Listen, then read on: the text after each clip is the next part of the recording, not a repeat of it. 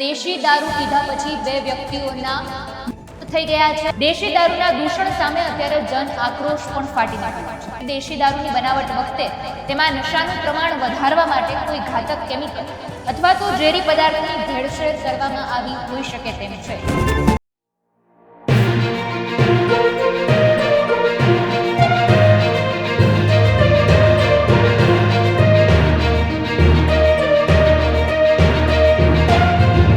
નમસ્કાર, આપની સાથે હું આકાંક્ષા। તમે જોઈ રહ્યા છો અવર રાજકોટ। રાજકોટમાં લઠ્ઠાકાંડની આશંકા છે, સેવાઈ રહી છે, કારણ કે એક એવી ઘટના સામે આવી છે।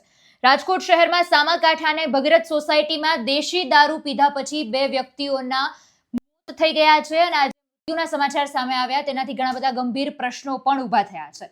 એ બંનેનું નામ છે મનસુખ ડાભી અને અલ્પેશ સાબરિયા। આ બંને મિત્રો હતા અને બંને મિત્રોને દારૂમાં ઝેરની આશંકા અત્યારે વ્યક્ત કરવામાં આવી છે। ક્રાઇમ બ્રાન્ચે બુટલેગરની અટકાયત કરી છે।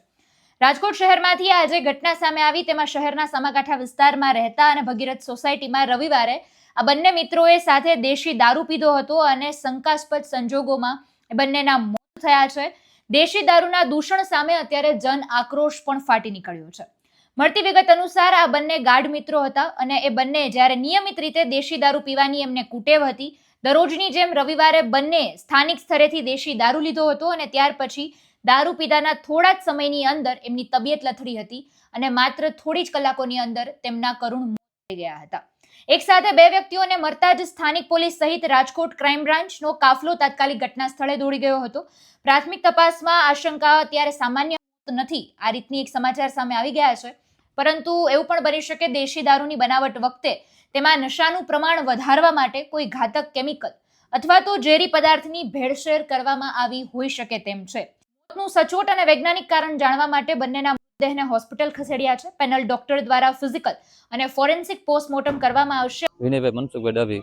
ઘટનામાં તો એવું દારૂમાં કેમિકલમાં ગમી ભેળસેળ કંઈક કરેલી એના હિસાબે બનાવ બન્યો છે। દારૂ પીવાથી આ ઝીણો પગથિયો ને આના ઘણા કિસ્સા સાંભળેલા કે આવી રીતના માણસને આ કરીને ટાર્ગેટ કરે છે। ટાર્ગેટમાં એવી અહીંયા કંઈક વસ્તુ હોય, કંઈક કેમિકલ હોય કે દારૂમાં કે ગમે ખાવા પીવામાં નાખ દે ને તો એમાં કંઈ રિપોર્ટમાં આવે નહીં, હૃદય બેસી જાય અને એ રીતના બનાવ ન્યાજ બન્યો તો અમારી યારે બન્યો પાછો। આની પેલા 3 વર્ષ પહેલા આવા બનાવ બનેલા, એની લોકોએ કોઈ ફરિયાદ કરી નહીં અને પૈસા ખવડાવીને એમણે દબી દીધું। ના, જૂની અદાવત એવી કે 4-5 મહિના પહેલા પોલીસની આ ધંધો કરે ને તો ત્યાં મારા ઘરે ગયા છે, મારા પપ્પા હતા એને પૂછ્યું કે ભાઈ આ ધંધો કોણ કરે, તો 2-3 વાર ગઈ છે ને પોલીસ, પછી કીધું એ કે ભાઈ પાછળ કરે, અહીંયા અમે કોઈ કરતા નથી।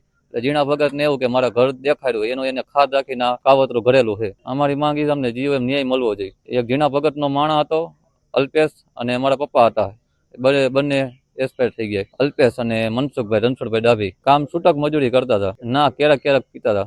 રિપોર્ટ સામે આવ્યા પછી ખબર પડશે કે ખરેખર આની પાછળનું કારણ શું હતું અને લઠ્ઠાકાંડની કોઈ જો આશંકા છે તો એની પાછળ પણ તપાસ શરૂ કરવામાં આવશે।